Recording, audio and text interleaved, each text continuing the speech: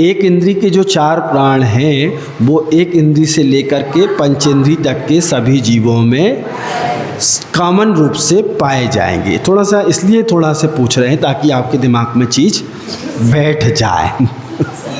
हाँ, 4 प्राण किसके होते हैं? एक इंद्री के। और 5 प्राण किसके होंगे? वचन, बल और कायबल। वचन, बल और कायबल 4 हो गए। और आयु 5 हो गए। तो 5 चाहिए ना अपन को। ये घटाओ, कौन सा घटाना है इसमें से? ये घटाओ जल्दी से, हिसाब लगाओ कौन सा घटेगा। वचन नहीं होएगा। वचन नहीं होएगा। 6 प्राण होंगे, 2 इंद्रिय, कितने होंगे? 2 चीज़ बढ़ेंगी। क्या क्या बढ़ जाएंगी? 4 तो कॉमन हो गई। एक इंद्रिय की जो थी वो 4 कॉमन है, अब वो सब में पाई जाएंगी। 2 क्या बढ़ा? वचन बढ़ गई और दूसरी इंद्री बढ़ गई। ऐसे ही क्रम से बढ़ेंगे। उस दिन भी बताया था, आज रिवीजन हो रहा है, ठीक है ना। फिर 3 इंद्री में कितने? 9 प्राण हैं? 7। कैसे बताओ? इंद्री 3 कौन कौन सी बढ़ जाएगी? कर्ण, घ्राण। अच्छा, घ्राण मतलब नाक, सूंघने की क्षमता आ जाएगी। ठीक ठीक, घ्राण। और 2 बल रहेंगे, मन नहीं है क्योंकि, ठीक बात है।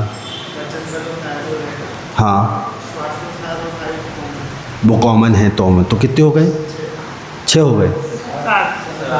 7 हो गए। बहुत अच्छा, ताली बजाओ। 7 कैसे हो गए? 3 इंद्री, 2 बल और आयु और स्वाक्षोच्छ्वास किसके हो गए? 3 इंद्री की, 2 इंद्री किसके हैं? अभी 7, 3 इंद्री के 7 हो गए थे ना। तो एक कुछ बढ़ेगा। क्या बढ़ेगा? कौन सी इंद्री बढ़ जाएगी? कौन सी इंद्री बढ़ेगी? कर्ण। क्यों? कर्ण क्यों नहीं बढ़ेगी? कर्ण नहीं आए तो अपन व्युत्क्रम से ले लेना, क्या दिक्कत है? क्रम से ही बढ़ेंगे। ऐसा नहीं कर सकते कि कर्ण ले लें पहले फिर बाद में। कर सकते क्या? ऐसा नहीं कर सकते, क्योंकि इंद्रियों का विकास क्रम से ही होगा। तो चौथे क्रम में क्या है? चक्षु इंद्रिय के उदाहरण कौन से बताए थे हमने? चक्षु इंद्रिय के उदाहरण कौन से जीव हैं? 4 इंद्रिय, उड़ने वाले जीव, मक्खी है, मच्छर है, पतंगा है, ये है। और 3 इंद्रिय में क्या बताए थे? चींटी है, चीटा है, ये 3 इंद्रिय सूंघ के चलती है वो। 2 इंद्रिय में केचुआ है, लट पीपली आदि हैं, इल्ली आदि हैं, ठीक है ना, जो पेट से रेंग के चलते हैं, ऐसे छोटे छोटे जीव, केचुआ या इल्ली आदि। 4 इंद्रिय हो गई। 5 इंद्रिय भी होती क्या? किसकी होती है? किसकी होती है? संघी पंचेंद्रिय की ही होती 5 इंद्रिय। संघी असंघी का क्या मतलब होता है, कोई बताएगा? हाँ बताइए।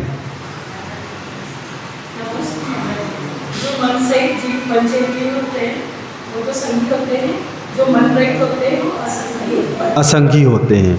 तो 4 इंद्रिय संघी होंगे कि असंघी? असंघी क्यों होंगे? बहुत बढ़िया, पंचेंद्रिय जीव को ही मन होगा। तो 1 से 4 इंद्रिय तक के जीव क्या कहलाएंगे? नियम से असंगी ही होंगे, क्योंकि उनका मन बल नहीं है, ठीक है ना। अब मन बल कहाँ से आएगा? तो उसकी क्षमता 5 इंद्रिय वाले जीव के ही पास है। अब पंचेंद्रिय जीव में भी क्या असंगी हो सकते हैं? छोटू, हो सकते हैं क्या? हैं? कैसे हो सकते? कौन से हो सकते? कुछ उदाहरण बताएंगे? हमने बताए हैं गाय, और आप बताइए।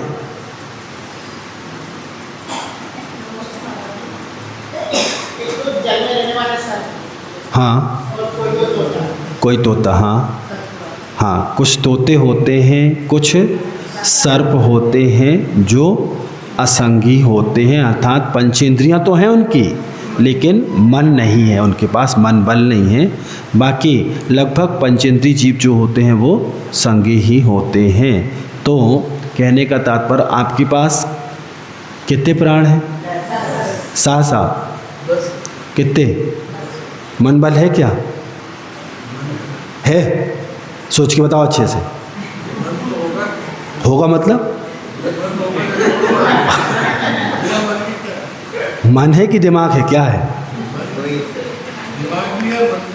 दोनों है। अच्छा अच्छा, ठीक है।